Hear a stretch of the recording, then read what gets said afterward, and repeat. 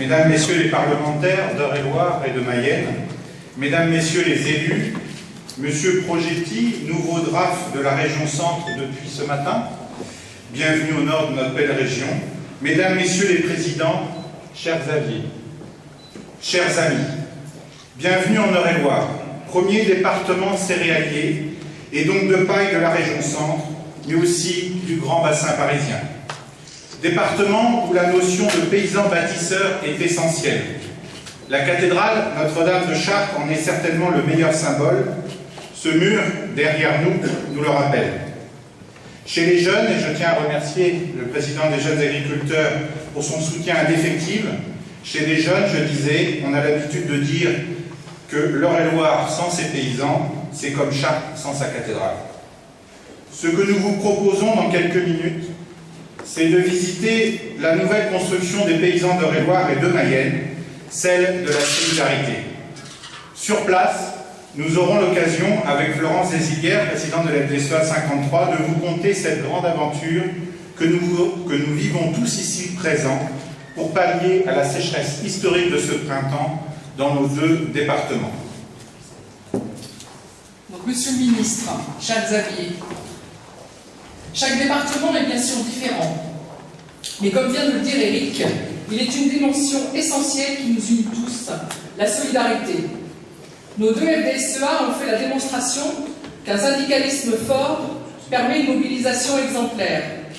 Et vous pouvez constater que notre travail en commun va jusque dans les discours que nous vous proposons ici en duo. Avant de vous donner tous les deux la parole, nous voudrions remercier tous les acteurs de cette opération. En premier lieu, vous, exploitants d'Eure-et-Loir, qui avez répondu présent pour cette opération. Je tiens à préciser, Monsieur le Ministre, Xavier, que nous n'avons fait pour une fois aucune différence entre adhérents ou non, entre syndiqués chez nous ou ailleurs. Quand il y a crise, catastrophe naturelle, on ne regarde pas ces choses-là. C'est ainsi que 10% de la paille vient d'agriculteurs non adhérents. Nous avons invité le président de la coordination rurale et le porte-parole de la Confédération paysanne. Je crois qu'ils ne sont pas là, Monsieur le ministre. Xavier, tu le sais, il nous a été naturel de mettre au service de tous les formidables équipes de nos deux FDSEA. C'est plus de 30 permanents, dont 6 sur la base aérienne, où nous allons bientôt nous rendre, qui se sont relayés cet été. Merci à eux. C'est également grâce à la communication et au soutien de toutes les organisations professionnelles agricoles du département que 11 000 hectares ont été contractualisés par écrit avec la FDSEA de la Mayenne.